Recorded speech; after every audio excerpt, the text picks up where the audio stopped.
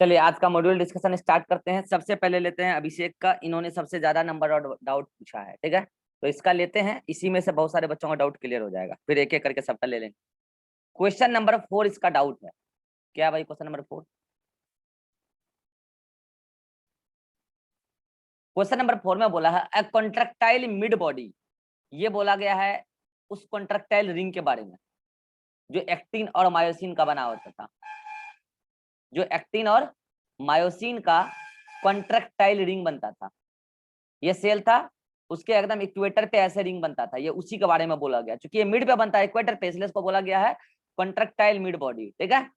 Forms during cytokinesis इन animals, जिसमें बाहर की मेम्ब्रेन सेल मेम्ब्रेन होगी, बाहर की बाउंड्री, क्योंकि हायर प्लांट में भी सेल वॉल होता है, वहां पे भी क्या होगा, सेंट्रीफ्यूगल सेल प्लेट मेथड। और फंजाई एल्गी, इसमें भी सेल वॉल होता है, सेल वॉल तो पढ़ा ही है। यहाँ पे हायर प्लांट में अलग अलग मटेरियल, एल्गी में अलग अलग मटेरियल, फंजाई में अलग अलग मटेरियल, तो इन सभी में सेल वॉल। और जहां सेल वॉल वहां सेंट्रीफ्यूगल सेल प्लेट फॉर्मेशन। तो सिर्फ एनिमल में क्या दिक्कत है इसमें? क्लियर है? जिसका डाउट है वो हाथ खड़ा करेगा एटलीस्ट, क्लियर हो तो। चलो नेक्स्ट। और जिसका और भी बच्चे का वो डाउट हो तो वो भी अपना हाथ खड़ा कर देगा कि हाँ क्लियर है। 15।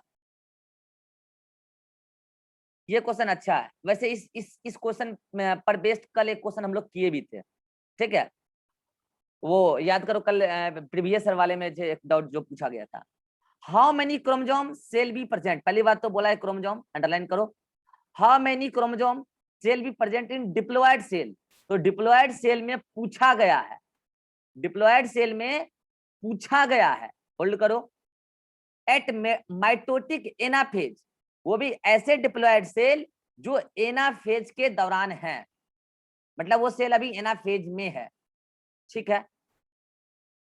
इफ इट्स एग सेल, मैंने कहा एग मतलब क्या, फीमेल गैमीट, वो हमेशा हैप्लॉयड होती है।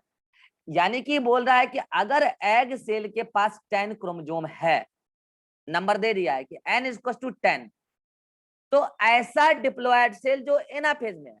तो इस क्वेश्चन को सॉल्व करने का क्या तरीका होगा कि यदि n में 10 होता है तो पहले तो 2n में क्या होगा, पहले ये सोचिए आप।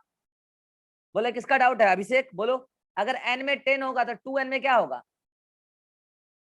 20। लेकिन ये आंसर नहीं है। क्यों नहीं है?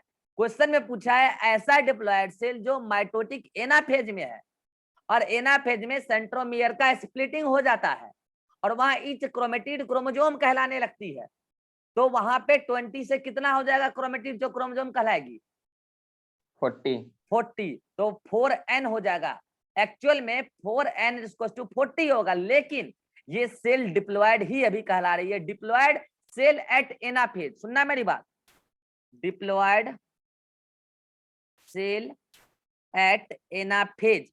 अगर ये वर्ड लिख दिया तो अंडरस्टूड है कि वो सेल अभी टेट्राप्लॉयड है। समझ रहे हो मेरी बात? अंडरस्टूड है कि वो सेल टेट्राप्लॉयड है। लेकिन अगर ये लैंग्वेज लिख ही दिया डिप्लॉयड सेल एट एनाफेज, तो ये क्या बता रहा है? वो सेल डिवाइडिंग सेल है और वो भी एनाफेज के दौरान है, और उस समय उसमें 40 क्रोमोसोम है। आंसर 40 होगा, देख लो। 40। Yes sir. बोलो बोलो बोलो हर्ष। मेरा भी डाउट था। हाँ हो गया ना? अच्छा, मुझे लगा कि तुम इसमें ऑब्जेक्शन खड़ा कर रहे हो। तुम मतलब कब डाउट पूछते हो कब हाँ बोलते हो मुझे पता ही नहीं चलता है, ठीक है। चलो नेक्स्ट। 16 नंबर भी इसका डाउट है। हाँ ये भी अच्छा ही क्वेश्चन है। क्रोमोसोम, अरे ये अच्छा नहीं है, बकवास क्वेश्चन है। ये क्वेश्चन क्यों सर ये पूछे? कल बता दिए थे सर। हाँ सर तो कल बता दिए हाई थे। लेवल ऑफ कंडेंसेशन मेटाफेज बताए थे कल। ये कोई डाउट है क्या? मेटाफेज में सबसे अधिक कंडेंसेशन होता है, क्वाइलिंग बताए थे। हिस्टोन ऑक्टामर, ऑक्टामर के चारों ओर डीएनए का रैपिंग होता है, ये क्वाइलिंग गूगल के होता है। कारण में गलत हो गया। हाँ next 53।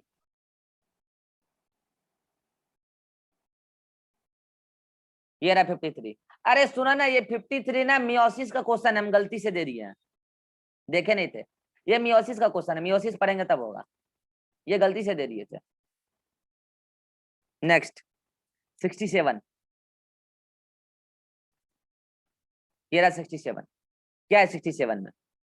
To asters together with spindle fibre form. अरे नहीं समझाए थे क्या? देखो फिर से समझो, फिर से समझो। ये क्या है? ये है तुम्हारा सेंट्रियोल पेयर, ठीक है। यहां से इधर क्या निकला, बाहर की तरफ एस्टल रे, ठीक है, और इधर भी क्या निकला, एस्टल रे बाहर की तरफ। फिर इधर क्या निकला, स्पिंडल फाइबर, ये कंटिन्यूअस स्पिंडल फाइबर मान लो, ठीक है, और ये डिसकंटिन्यूअस स्पिंडल फाइबर मान लो, ठीक है। इन सबको मिला के एक साथ ये पूरा एक माइटोटिक अपरेटस हुआ, समझ में आया, जिसमें कि दो सेंट्रोजोम, दो सेंट्रोजोम, दो सेंट्रोजोम, दो एस्टर्स, एस्टर्स बोला है, एस्टर रे नहीं बोला है, एस्टर्स, एस्टर्स का मतलब ये पूरा, एस्टर्स का मतलब ये पूरा, जितने भी एस्टर रे निकले, दो एस्टर्स, और सेंट्रोजोम में तो आ ही गया दो पेयर सेंट्रियोल, और spindle fibre, spindle fibre from opposite pole, spindle fibre from opposite pole, ये सब मिलके एक माइटोटिक अपरेटस बनता है। तो माइटोटिक अपरेटस, समझ में आया। क्वेश्चन क्या बोला है यहाँ पे, देखो क्वेश्चन बोला है कि टू एस्टर्स, यानी कि ये और ये टुगेदर विथ स्पिंडल फाइबर, यानी कि इसके साथ और इसके साथ क्या बनाते हैं, तो क्या बनाते हैं, माइटोटिक अपरेटस बनाते हैं। अब बोलो, अब क्लियर हुआ। चलो नेक्स्ट है 68, 68 में क्या बोला है, इन प्रोफेज सेंट्रोजोम, सेंट्रोजोम का मतलब क्या, सेंट्रियोल के चारों ओर का पूरा इलाका including centriole, which had undergone. अच्छा देखो इस लाइन में क्या है ना, बच्चा कंफ्यूज कहां हो रहा है, एक्चुअल में बुक को ना यहाँ पे कोमा देना चाहिए, वो कोमा नहीं दिया ना, बच्चा कंफ्यूज हो रहा है। इन प्रोफेज यानी कि प्रोफेज में सेंट्रोजोम, वो सेंट्रोजोम जो डुप्लीकेट हो चुकी थी कहाँ, इंटरफेज के एस फेज में, डुप्लीकेट हो चुकी थी इंटरफेज के एस फेज में, बिगिन टू मूव टुवर्ड्स, मतलब प्रोफेज के दौरान वो सेंट्रियोल जो डुप्लीकेट हो चुकी थी एस फेज में, क्या होगा उसका प्रोफेज के दौरान, बताओ क्या होगा, जिसका क्वेश्चन है वो बताओ।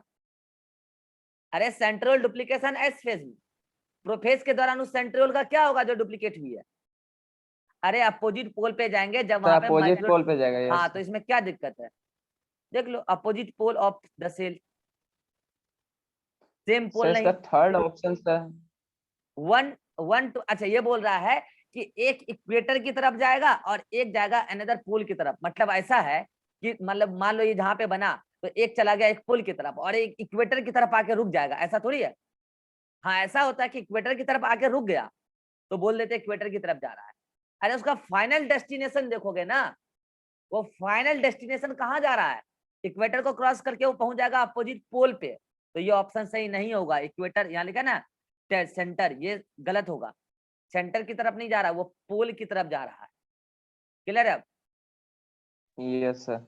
69 भी इसका डाउट है। During prophase each chromosome radiates out microtubule, ये अच्छा क्वेश्चन है, पता है क्यों, ये एनसीईआरटी की लाइन है और नए वाले एनसीईआरटी की एज इट इज ये लाइन है। मैंने कहा है प्रोफेज के दौरान ईच सेंट्रोजोम, यार ये सेंट्रोजोम था ना, अभी याद करो मैंने कहा ना ये सेंट्रोजोम है, ये सेंट्रोजोम है। अब समझना मेरी बात बच्चों, ये सेल मेम्ब्रेन है, सुनना ध्यान से, ये सेल मेम्ब्रेन। एक बार बताना, एस्टर्स यहाँ से क्या करते हैं, बाहर की तरफ निकलते हैं, मतलब बाहर की तरफ सेल मेम्ब्रेन को टच करते हैं, यस और नो, एस्टर्स बाहर की तरफ निकल के सेल मेम्ब्रेन को टच करते हैं, जबकि स्पिंडल फाइबर अंदर की तरफ आते हैं सेल में। ध्यान देना, स्पिंडल फाइबर अंदर की तरफ आते हैं, ध्यान देना, स्पिंडल फाइबर अंदर की तरफ आते हैं। तो यहाँ पे ये वर्ड अपने आप में एक इंपॉर्टेंट वर्ड है, आउट। अगर रेडिएट्स आउट बोला है तो सेंट्रोसोम से जो बाहर की तरफ निकल रहा है वो तो एस्टर्स है, और जो अंदर की तरफ आ रहा है वो स्पिंडल फाइबर। और मैं बच्चों बता दूं, ये जो बाहर की तरफ निकल रहा है वो एस्टर्स है, इसमें कोई डाउट होना नहीं चाहिए। लेकिन बच्चा ये अगर पूछे सर अगर ये आउट का मतलब यहाँ अगर ये हम समझे क्या कि सेंट्रोसोम से बाहर, तो यहाँ पे अंदर और बाहर का मतलब है सेल के बाहर की तरफ और सेल के अंदर की तरफ। देखो रेडिएट्स वर्ड का मतलब अपने आप में क्या हो गया, सेंट्रोसोम से बाहर निकलना। सुनना मेरी बात, अच्छा एक बात बताओ, रेडिएशन कभी भी ऐसा हो सकता है, रेडिएट्स मतलब किसी भी चीज से रेडिएट्स होना, मतलब रे का बाहर निकलना, वो अंदर होना तो वर्ड हो ही नहीं सकता रेडिएट्स का मतलब। तो सेंट्रोसोम से बाहर निकलना ये अपने आप में रेडिएट वर्ड है। और अब आउट वर्ड यहाँ पे क्या बता रहा है, सेंट्रोसोम से बाहर निकल के सेल मेम्ब्रेन की तरफ जाना, तो वो एस्टल रे है। और अगर बीच की तरफ आएगा तो वो स्पिंडल फाइबर है। अब बोलो आंसर स्पिंडल फाइबर क्यों नहीं होगा, ये बात कितनों को क्लियर हो गया? आउट लिखा है इसलिए। हर्ष, इसी में बच्चा को डाउट होगा कि सर आंसर स्पिंडल फाइबर क्यों नहीं होगा, क्या इसी में डाउट था? ये यहाँ पे और ये लाइन एनसीईआरटी की, नए वाले Yes, एनसीईआरटी में, पुराने एनसीईआरटी में लाइन नहीं है, नए एनसीईआरटी में लाइन है। ठीक है, तो ये लाइन एनसीईआरटी की है, और अगर यहाँ पे जिस दिन इन करके आ जाएगा ना, आंसर स्पिंडल फाइबर जाएगा, स्ट्रेस नहीं जाएगा। अंदर की तरफ कौन आ रहा है? इधर स्पिंडल फाइबर, इसलिए आंसर यहाँ पे स्पिंडल फाइबर नहीं होगा, रेडिएट्स आउट, जिसको हम एस्टर कहते हैं। माइक्रोट्यूबुल का ही बना होता है वो भी, दोनों तो माइक्रोट्यूबुल का ही बना होता है ना। ठीक है, क्लियर। नेक्स्ट। सर। हाँ, sir difference between Splendor apparatus and Splendor F fibre. पहले तो तुम बार बार स्प्लेंडर बोल रहा है, ये गलत है, स्पिंडल। हाँ, और बोलो, अब स्पिंडल। बोलो क्या बोल रहा है? सर डिफरेंस बताएं ना सर, इस दोनों का, इस दोनों में डिफरेंस क्या है? अरे पूरा राम कहानी सुनाने के बाद ये डिफरेंस पूछ रहा है। नहीं सर, स्प्लेंडर फाइबर का पता है सर, एपरेटस। अरे भैया एक बात बताओ, ये स्पिंडल फाइबर है, ये अकेले में एक स्पिंडल फाइबर है, और ये एस्टल रे है, ये एस्टल रे है, ये स्पिंडल फाइबर, एस्टल रे, सेंट्रियोल मतलब सेंट्रोजोम, इन सबको मिला के स्पिंडल एपरेटस कहते हैं, जो माइटोटिक एपरेटस भी कहलाता है। इसी को कहते हैं स्पिंडल एपरेटस। समझ गए? स्पिंडल एपरेटस का भाग है स्पिंडल फाइबर, एस्टल रे और सेंट्रोजोम, और स्पिंडल फाइबर केवल फाइबर है, उसमें एस्टल रे और सेंट्रोजोम नहीं है। क्लियर है? Yes sir. नेक्स्ट। 69 हो गया, 71। हाँ, ये क्वेश्चन में लैंग्वेज का खेल है। विच of the following is most correct, most correct पूछा है, क्योंकि इसमें दो स्टेटमेंट तुमको हो सकता है सही दिखे। देखो कौन कौन बोला है। Chromatin material tends to collect in mass, mass का मतलब क्या? गुच्छा, ऐसे ऐसे ऐसे ऐसे, इन टू पोल। हाँ, ये लाइन तो सही लग रहा है यार, ऐसा टीलोफेज के दौरान होता है, लाइन सही लग रहा है, लेकिन होल्ड करो, इसलिए बोलते हैं बार बार चारों ऑप्शन पढ़ा करो। नेक्स्ट लाइन पढ़ो तो, इच सेट ऑफ क्रोमेटिन, इसका मतलब समझ रहे हो? जब क्रोमेटिड अलग हुआ एनाफेज में, ये देखो क्रोमेटिड अलग हुआ जब, ये देखो, तो ऐसे ऐसे कई सारे क्रोमेटिड अलग हुए। ठीक है, ठीक है, ऐसे ऐसे। अब ये जितने भी यहाँ पे एक्स वाई जेड है, इन सबको मिला के एक सेट मानते हैं, याद करो, बताते हैं बार बार, और ये एक सेट कहलाता है। ह्यूमन में दो सेट होता है, इसलिए डिप्लॉयड होता है। तो यहाँ लिखा है each set of chromatin material tends to collect at each pole. हाँ, ये अब क्रोमेटिन बनेगा क्रोमेटिड से, और ये एक सेट जाएगा एक पोल पे ऐसे क्रोमेटिन मास बनने के लिए, और ये एक सेट जाएगा दूसरे पोल पे ऐसे क्रोमेटिन मास बनने के लिए, मतलब क्लस्टर बनने के लिए। तो मेरे हिसाब से ये लाइन ज्यादा सही लग रहा है, क्योंकि यहाँ पे इच सेट जो लिख दिया, लाइन ये भी सही है, पहला भी सही है, लेकिन ज्यादा सही ये लग रहा है। यहाँ केवल क्रोमेटिन लिख दिया, तो क्रोमेटिन का मतलब हो सकता है कि इधर दो चार को जाए, इधर बाकी आ जाए, ऐसा ऐसा थोड़ी होता है। ज्यादा सही लग रहा है ये, क्योंकि यहाँ इच सेट मतलब उसका नंबर मेंशन कर दिया। नेक्स्ट स्टेटमेंट पढ़ो, क्या हो तो गलत ही लग रहा है। Each set of chromatin material tends to collect at metaphasic plate. Chromatin कहीं कलेक्ट होता है मेटाफेजिक प्लेट पे? नहीं, गलत है। क्रोमोजोम अरेंज होता है, क्रोमेटिन कलेक्ट नहीं होता है। नेक्स्ट स्टेटमेंट क्या है? नेक्स्ट स्टेटमेंट है chromatin material tends to collect in mass at one pole. नहीं, दोनों पोल पे जाके जमा होता है। तो ये लाइन तो ऐसे ही गलत हो गया, और 1 और 2 में ज्यादा करेक्ट 2 है, इसलिए आंसर 2 होगा। क्लियर है? हाथ खड़ा करो। चलो नेक्स्ट। 72 भी है। क्या है 72 में? न्यूक्लियर एनवेलप, न्यूक्लियर एनवेलप ऐसे से बनने लगता है ना, develops around the chromosome clusters. Chromosome cluster मतलब वही क्रोमेटिन क्लस्टर्स। बोले ना, वर्ड क्लियरली नहीं लिखता वो लोग। वन पोल, सेंटर, सेंटर तो नहीं, पोल पे, इच पोल, वन पोल नहीं होगा, बोथ पोल, यानी कि इस पोल और इस पोल दोनों पोल पे होता है। यहाँ लिखा pole as well as centre. Centre पे कहा न्यूक्लियर मेम्ब्रेन बनता है जी?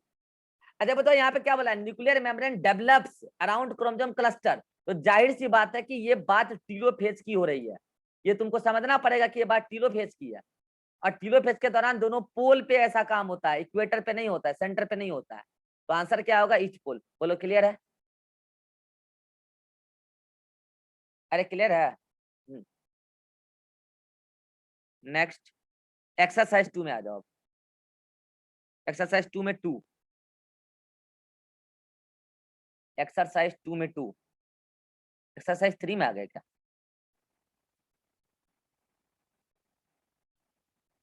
अब देखो ये क्वेश्चन बच्चा मतलब देख लेता है कि वो ये बड़ा सा क्वेश्चन है तो डायरेक्ट टीचर से पूछेंगे।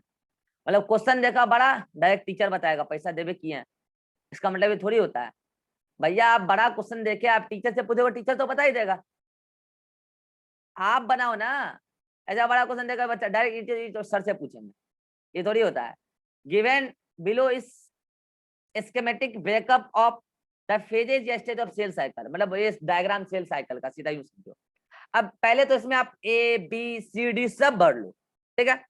एक बात बताओ, यहां के बाद आपको सेल 2 होता हुआ दिख रहा है, सी के बाद बताओ सेल 2 को कब हो जाती है? सी क्या होना चाहिए अभिषेक?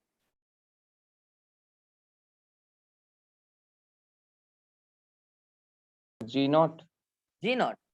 जी नॉट के बाद सेल 2 हो जाती है, नशा की नो हो गया सर, तो साइटोकाइनेसिस। साइटोकाइनेसिस, मतलब यहाँ सी साइटोकाइनेसिस ही है, सी साइटोकाइनेसिस हो गया। अब बताओ साइटोकाइनेसिस के पहले ये 4 डब्बा तुमको दिख रहा है, 1 2 3 4, तो ये चारों एक्चुअल में क्या है? कैरियोकाइनेसिस है। और उसके ऊपर ये ए लिख रखा है, ए कैरियोकाइनेसिस है। ये ए जो है ना, ए कैरियोकाइनेसिस है। अब कैरियोकाइनेसिस का तुमको पता है, ये कैरियोकाइनेसिस का 4 अलग अलग स्टेज, तो उसमें ये पहला वाला क्या होगा? प्रोफेज, फिर क्या होगा? मेटाफेज, और बी क्या होगा यहाँ पे? बी होगा anaphase.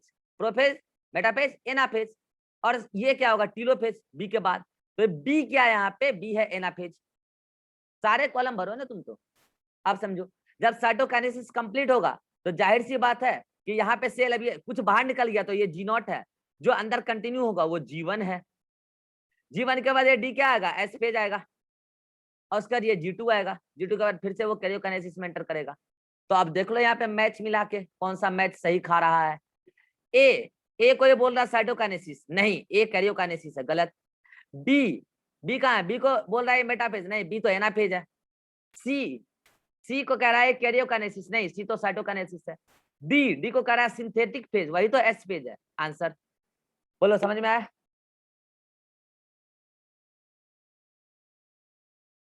Question number 4।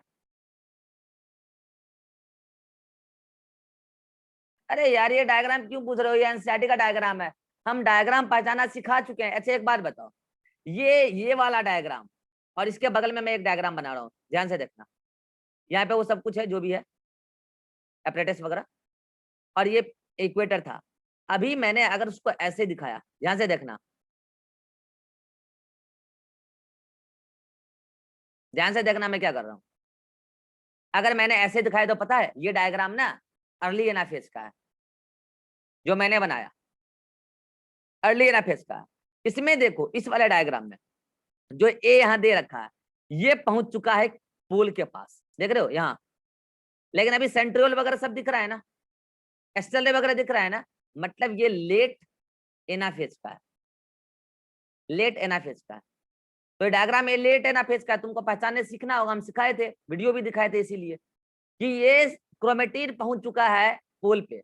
Spindle fibre भी अभी दिख रहा है, सेंट्रियोल भी दिख रहा है, एस्टल रे भी दिख रहा है, और ये क्रोमेटिड के बीच में ये देखो ये क्या लगा हुआ है? बीचों बीच क्या लगा हुआ है? यहाँ पे स्पिंडल फाइबर। और ये सब क्या है? ये सब एक एक क्रोमेटिड है, क्रोमोजोम नहीं है, ठीक है। तो ये किसका हो गया? लेट एनाफेज का हो गया। अब बी, बी में तुमको क्या दिख रहा है? ये दो क्या है? ये एक एस्टल मतलब सेंट्रियोल और ये एक सेंट्रियोल, वहां से एस्टल निकलता हुआ दिख रहा है, स्पिंडल फाइबर निकलता हुआ दिख रहा है, और वो अपोजिट पोल पे जाते हुए दिख रहे हैं। मतलब अभी तो अपोजिट पोल पे गए नहीं है, जाएंगे। अभी न्यूक्लियर मेम्ब्रेन वगैरह दिख रहा है, मतलब ये एक्चुअल में अर्ली प्रोफेज का है। तो प्रोफेज मतलब अर्ली प्रोफेज मतलब प्रोफेज ही है, तो इसका मतलब बी प्रोफेज का है। अब मिला लो कि ए एनाफेज और बी प्रोफेज, ऐसा तुमको फोर्थ ऑप्शन में दिख रहा है। बोलो समझ में आया? नेक्स्ट 5 नंबर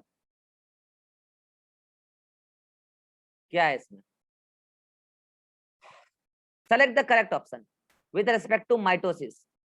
क्रोमेटिड, यहाँ देखो हर स्टेज का तुमको नाम लिखना है अपने से, अपने से। Chromatid separate but remain in the centre of cell in anaphase. ये लाइन सही है या नहीं है? हाँ सही है। क्रोमेटिड सेपरेट हो जाता है मगर अभी वो एनाफेज में, अब देखो ये लाइन सही भी हो सकता है गलत भी, क्योंकि ये लाइन अर्ली एनाफेज के लिए तो सही है, समझ रहे हो मेरी बात? अर्ली एना के लिए सही है मगर लेट एनाफेज के लिए लाइन गलत है।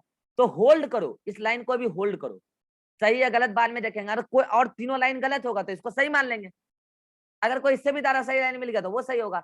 नेक्स्ट लाइन देखो, chromatid start moving towards opposite pole in telophase. अरे टीलोफेज में तो डीकंडेंसेशन स्टार्ट हो जाता है, यहाँ क्या बोला? क्रोमेटिड स्टार्ट मूविंग, टीलोफेज में तो पहुंच चुका है, इसलिए लाइन गलत है।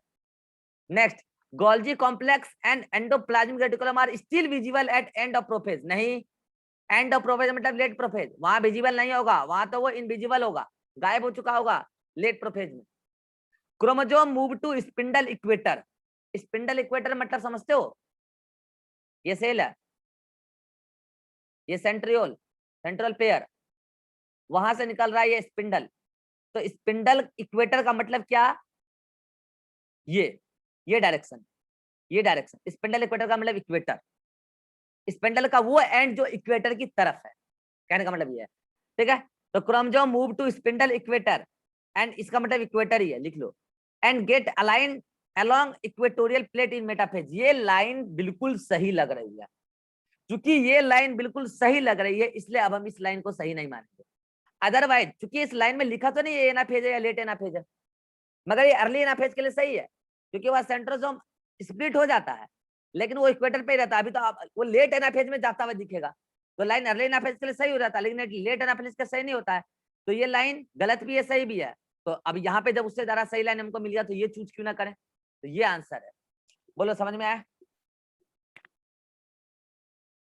नेक्स्ट,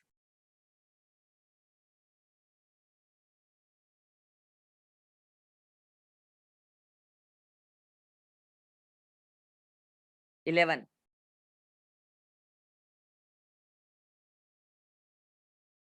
सर 11 और 19 सर कल डिस्कस हो गया था।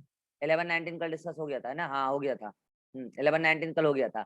बताए थे कि इसमें जो है यहाँ पे माइटोसिस लिख रखा है, यही गलत है। ठीक है, और 19 भी कल डिस्कस हो गया था। तो चलो तुम्हारा डाउट क्लियर हो गया, अब आते हैं दूसरे पे। सर हम्म, एक्सरसाइज 3 का। अच्छा एक्सरसाइज 3 का भी था, सॉरी सॉरी। 4 और 16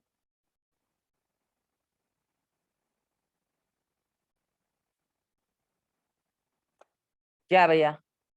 interval between mitosis and initiation. अरे यार क्या पूछ रहे हो तुम?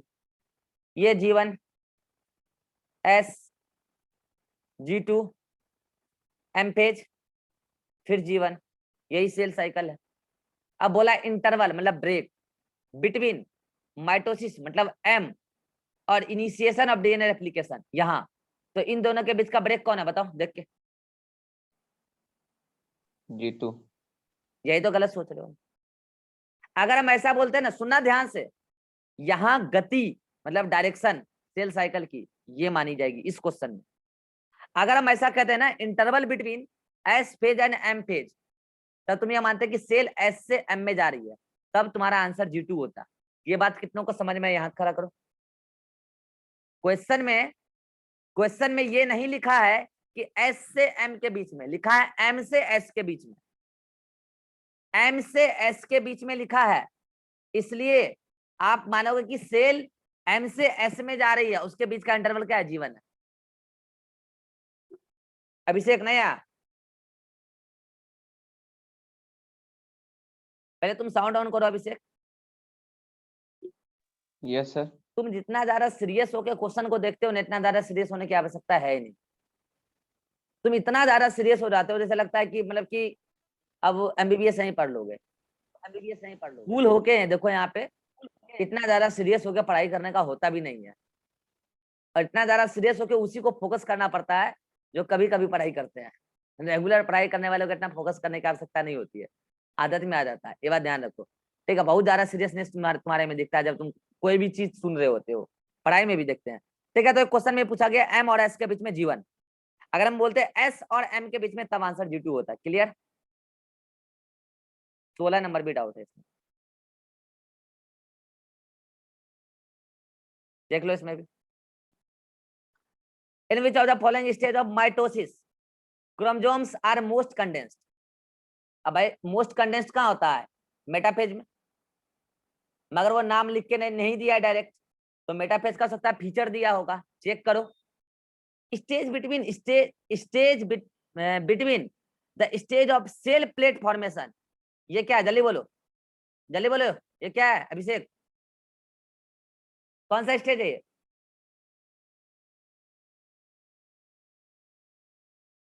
Sir late prophase.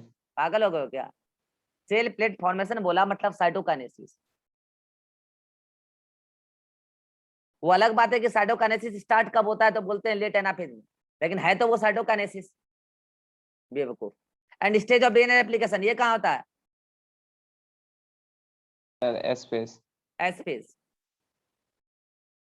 तो इधर सेल साइकिल बना लो पहले, G1 S, G2 prophase, metaphase, anaphase, telophase, cytokinesis, फिर से G1। तो यहाँ क्या बोला है पहला ऑप्शन में? साइटोकाइनेसिस और एस फेज के बीच का गैप कौन है अभिषेक?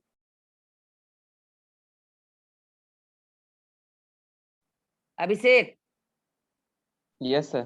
साइटोकाइनेसिस और जीवन के साइटोकाइनेसिस और एस फेज के बीच का गैप कौन है? मतलब साइटोकाइनेसिस और एस फेज के बीच का गैप बताओ जल्दी। Sir G2 G2। Prophase metaphase है। पागल हो गया? फिर बता रहे हैं सेल साइटोकाइनेसिस से एस में जा रहा है और उसके बीच का गैप पूछा गया, तो जीवन है ना यार, कितना बार सिखाएं। यस। तो क्या जीवन में मोस्ट कंडेंस्ड होता है क्या क्रोमोसोम? नहीं, वो तो मेटाफेज में नो होता है, हम सर। पहले बोल दिए, तो ये आंसर नहीं होगा। नेक्स्ट देखो, stage between the stage of centriole separation, चलो बताओ अभिषेक कहाँ होता है सेंट्रियोल सेपरेशन?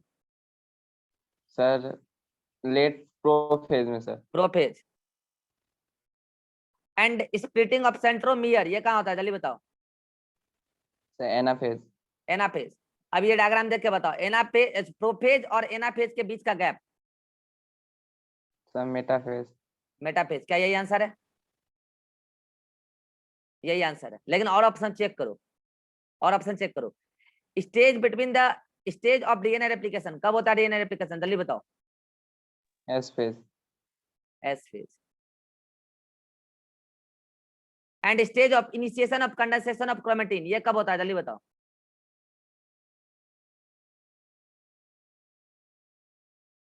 Sir metaphase. अच्छा, क्रोमेटिन का कंडेंसेशन इनिशिएशन मेटाफेज में होता है। तुम ना तुक्का मारते हो, तुम पढ़ते लिखते हो नहीं। शिवानंद बताओ, initiation of condensation of chromatin. Condensation of chromatin anaphase. Anaphase. Initiation of condensation बोला है, कंडेंसेशन नॉट डीकंडेंसेशन। Condensation sir. हाँ, कहाँ स्टार्ट होता है? कंडेंसेशन G1 में इंटरफेज। अरे तुम लोग को कितना भी पढ़ा दोगे ना कुछ नहीं होगा। ईरान बताओ।